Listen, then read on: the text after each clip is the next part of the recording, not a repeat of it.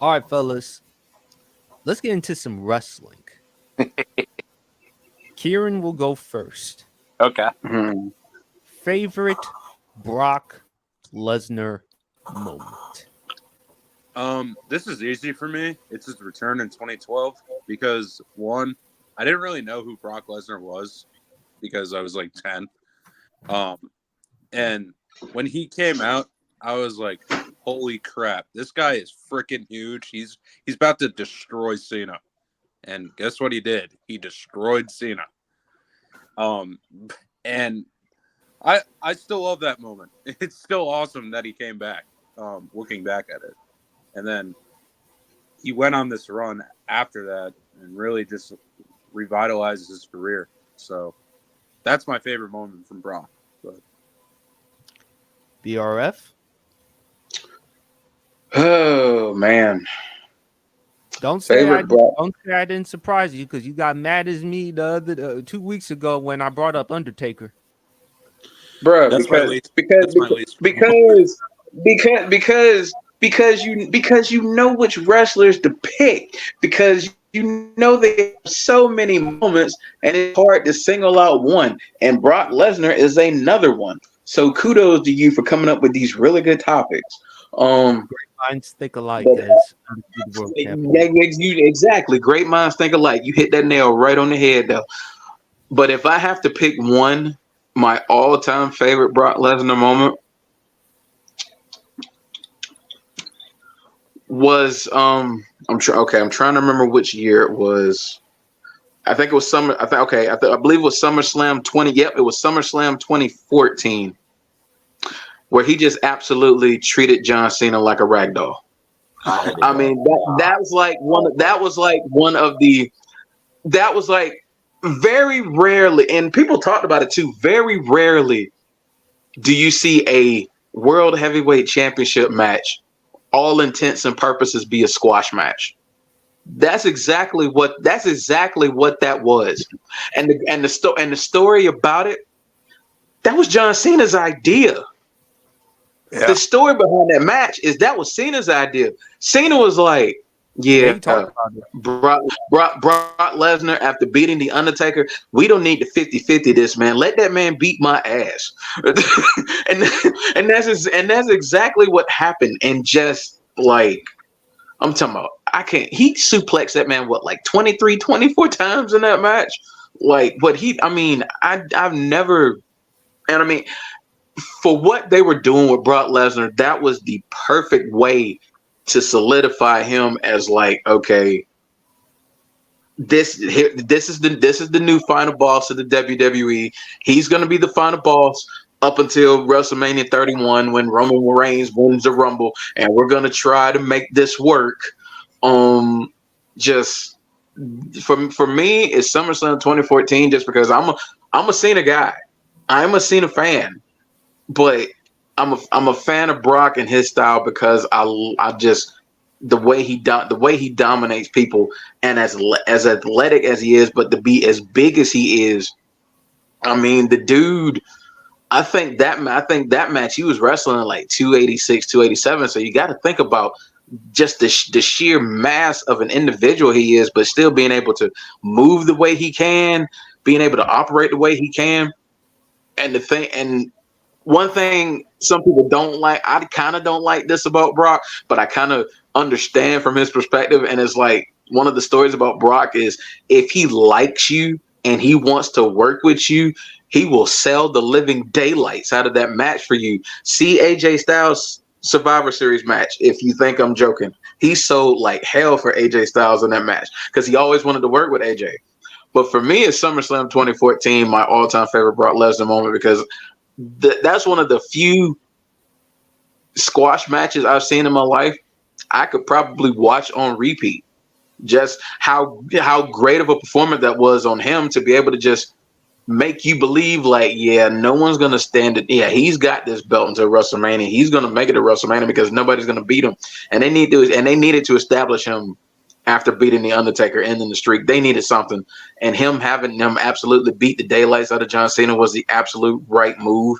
And I just think that match was so epic. I have more, but if I got to single out one as my favorite, it's probably SummerSlam 2014. That's my all-time favorite Brock moment. It's fun. It's funny that you mentioned that match because I don't think we're gonna see like a match like that again. Like No, no, no. it's at SummerSlam main event. You're facing the face of the company for the world title, and you squash him for nearly 20 minutes. When has a title match been a 20-minute squash match? I've never seen that in my life. I had never seen it up to that point because the championship match is supposed to be the end all be all to that show. It's supposed to be the match that just sends the crowd home in the frenzy because it's supposed to tear the house down. And it was and it tore the house down, but on one side because Brock Lesnar ripped John Cena apart, and you'll probably never see that again because I mean, I don't know. It's just there's not a I don't there you might not I don't think we'll ever see. We may see another guy down. I mean, they're trying to build up guys. They're trying to build up guys. Braun, I love Braun, but he's not. He ain't even on that level yet. Yeah, but I trust me. I know what you're saying. I mean, Braun Breaker's got a shot to do some great things, but Brock Lesnar's just a different tier of just animal. Do you remember his first match? Even though it wasn't a non-title one, it was against Cena, and although Cena won that one, Extreme Rules. Yeah. Yeah. For me, I love that one too. But I remember that too because I think what the WWE wanted to see with Brock being gone for so long was could we sell tickets with him? Could we draw with him? And then when they saw that he could draw with him, it's like, oh yeah, okay, yeah, he back. We finna the first chance we get, we're gonna push homeboy to the moon. So, yeah, but hey, that Extreme, yeah. Speaking of that, I think if Brock beat Cena at Extreme Rules, the streak never would have been broken. Really, because I think Brock was like treated like crap his first 2 years. Like he lost to Cena, and then he loses to H at WrestleMania. So like, he's not like this beast, really. Like when he was brought back, he was known as like the beast, and they just want to turn him into this animal. So they kind of put themselves in the corner with Undertaker and Brock. They're like, yeah, if Brock loses this match, like he really shouldn't win the title because he's not credible as a beast anymore, really. Undertaker was supposed to win that match. They changed it up on the fly because he got hurt. Yeah. Mm-hmm. What, at WrestleMania? Yeah, WrestleMania 30. Undertaker was supposed to go over Brock, but I think Undertaker suffered a concussion in that match, and they had to switch it up. And that's why they let Brock beat him. Undertaker was supposed to win that match. I thought Taker was going to turn that match. He was supposed to win that match. They switched it on the fly because he suffered a concussion in that match.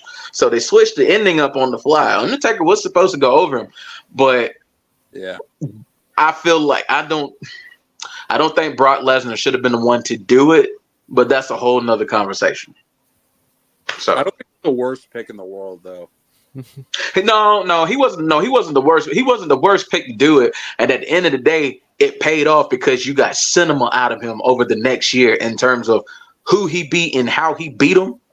So yeah.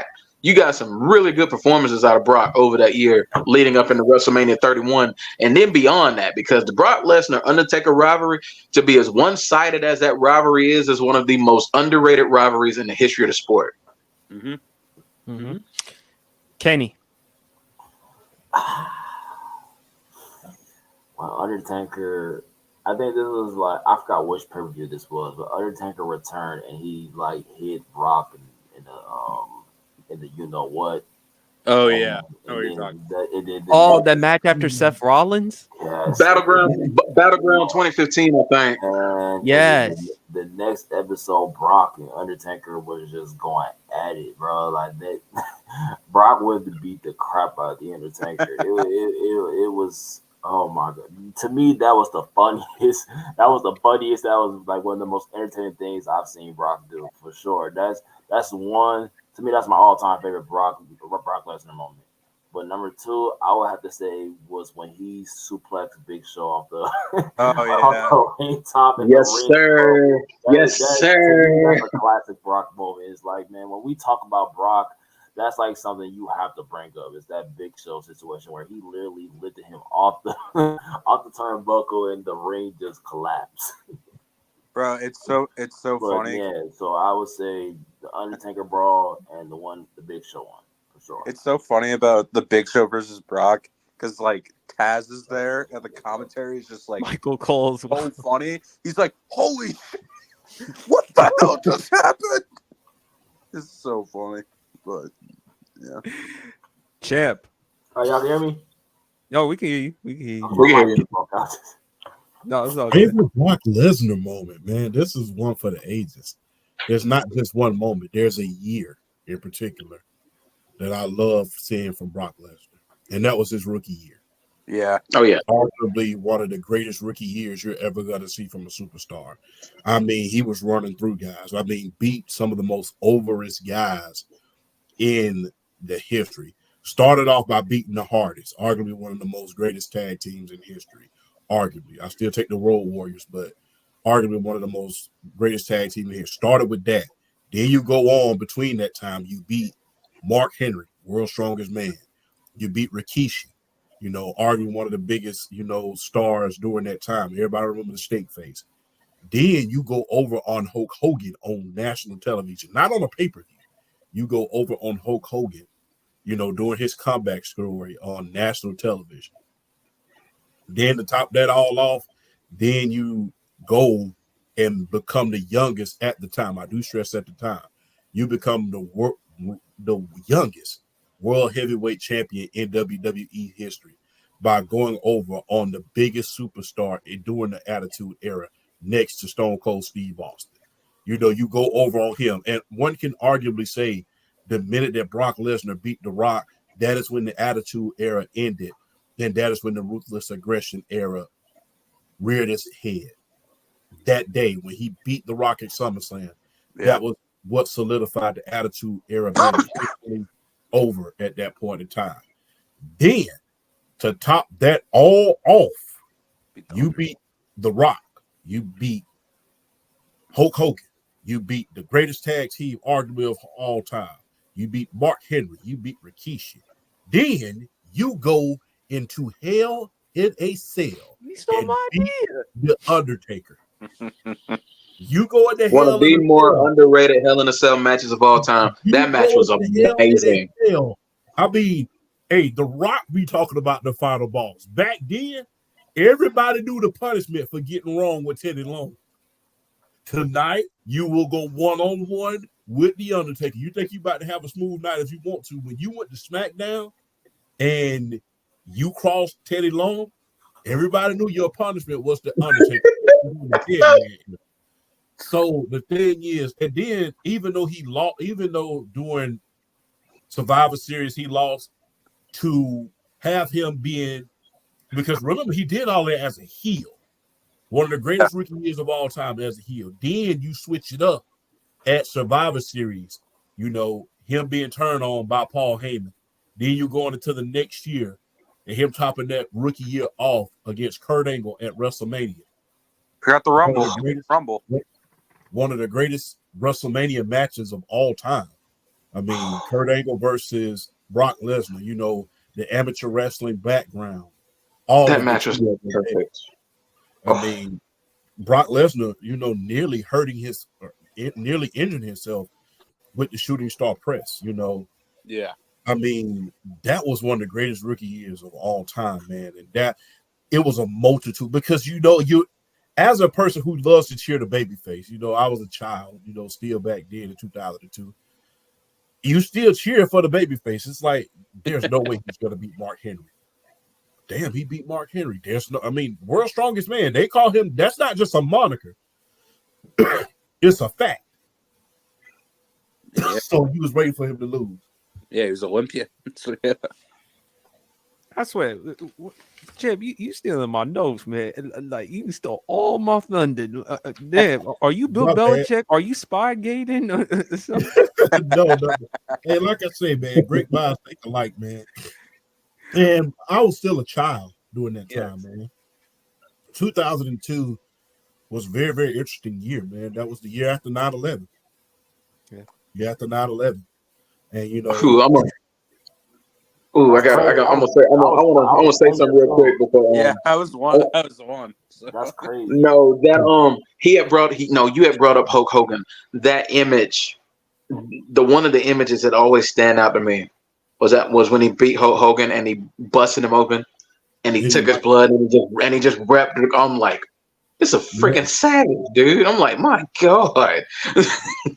And if you remember correctly, man, Hulk Hogan had just won the Undisputed Championship against Triple H earlier that year. So he was over. So Hulk Hogan was over as hell during that time, in the great words of JR.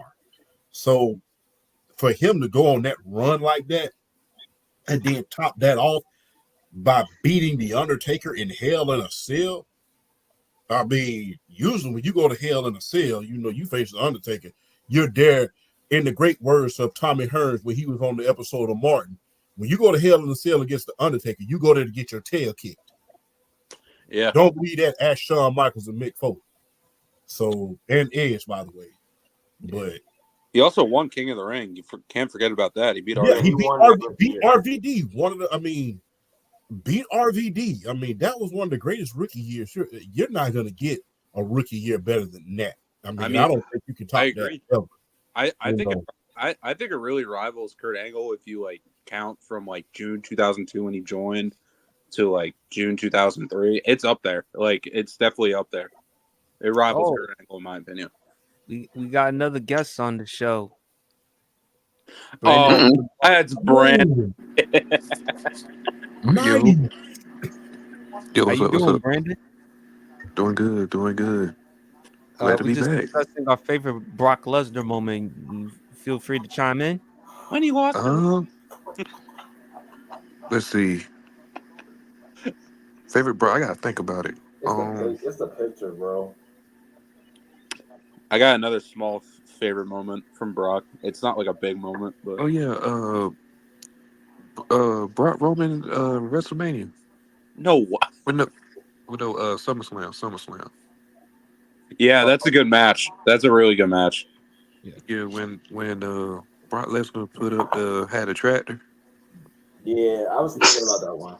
Yeah, No, like the funny thing is like the return of Brock is like my favorite ring moment.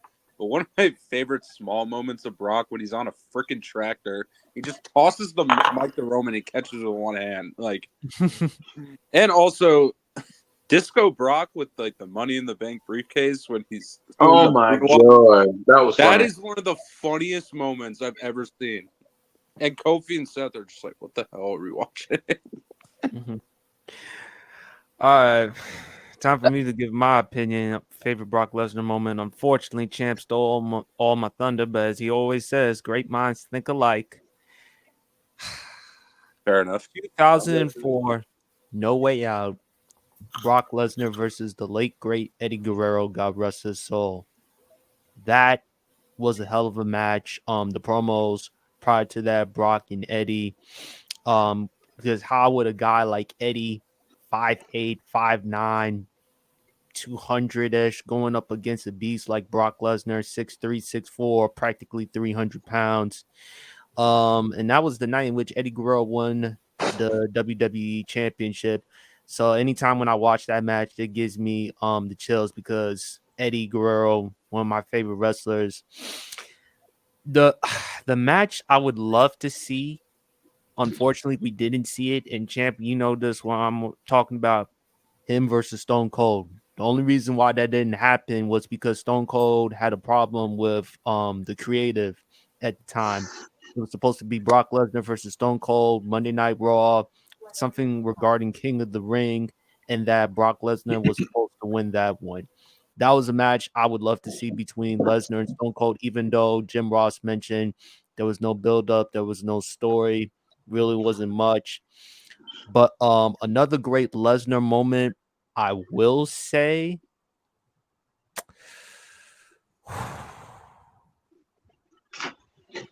Champ stole that Hell in the Cell match with Taker in 2002. That was as vicious and as brutal as a Hell of a Cell match as I witnessed. And shout outs to the great Paul Heyman. How he manages Brock Lesnar, how he gives him those types of matches. I swear, when Brock won WrestleMania 30, I was shocked. I was shocked. I thought Taker was going to win that one. I had no idea that Taker was going to win. It's still mind blowing to this day. But champ, you again you stole my thunder with Rock. I was going to bring up Rock, man. Just how dominant he was in that victory against Rock. Look, the number one, man, great minds think alike, man. That's why I call you the New Jersey genius, number one. And like I said, man, Kieran too. Kieran's we got to give him Jersey Genius too. He lives in Jersey. New Jersey genius number two. Look, for you to top that year off, like I said earlier, you went through that entire year as a heel. You're waiting for him to lose. You're waiting for that one guy to teach him a lesson. I mean, you're waiting on it, and it's just like, there's no way he's gonna beat him. There's no way and for you to top that off, like I said, and I'm putting it mildly, we got the young people watching. When you go into Hell in a Cell against the Undertaker, in the great words of Tommy Hearns, you're there to get your tail kicked. It's not one of those negotiation types. I mean, look what happened to Boss Man. Look what happened to Shawn Michaels, although Undertaker lost that match. Look what happened with Edge. Look what happened to Mick Foley. When you go into Hell in a Cell with the Undertaker, you're there to get your tail kicked. There's no ifs, ands, or buts about it.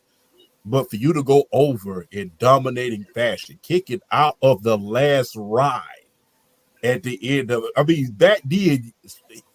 The Undertaker put you down with the last ride in 2002. You was down. Mm-hmm. You was down. For you to kick out of the last ride, to get the rope at the very last minute, right before they hit the 3 count, and then reverse the tombstone. Everybody thought that if anybody was going to beat the next big thing, it was going to be the Undertaker, and it's always been that way between those two. That's how I don't think people understand. It's like the big giant veteran that is finally going to teach this young guy a lesson. And to Brock Lesnar's credit, hey, Taker never did. Taker taught everybody a lesson. I mean, he took everybody to the woodshed that he ever faced. He beat Rock. He beat Austin. He beat Triple H. He beat everybody who you can name that was a WWE superstar from the 90s all the way up to the time he retired. He taught them all a lesson at one point in time in their career. And Brock Lesnar was the only one that he could not teach a lesson. We was waiting on him. I know I was. But during that first year, I knew, I was like, you know what? You facing the Undertaker. The Undertaker is about to do some things to you that you ain't never seen before. And for you to go over on him during his match, that's the Undertaker's match. Make no mistake. Buried alive, casket match, Hell in a Cell, that's the Undertaker's match. For you to go over on him like that in that fashion, in dominating fashion, kicking out of the last ride, reversing the tombstone, that's amazing, man. I mean, I don't think we'll ever see another rookie year like that in history. I always say this: how do you be a dead man? You got a freaking beast. Yeah, that's all. Man, I still say to this day, I've seen a lot of like ridiculous counters in wrestling matches. To this day, I still feel like that tombstone into that F5 is one of the greatest counters I have ever seen, because Undertaker was still wrestling at like 305 pounds. I mean, Undertaker's a big boy. And for Brock to reverse the tombstone, have him on one shoulder, and it was almost like it was like carrying a child, and to be able to just shift into that F5 and just execute it with the ease he did. It's still one of the greatest counters in a wrestling match I've ever seen. Yeah, besides John Cena, Brock is probably the strongest guy I've ever seen on the ring. Right. Yeah, That's not quite. Yeah, really it.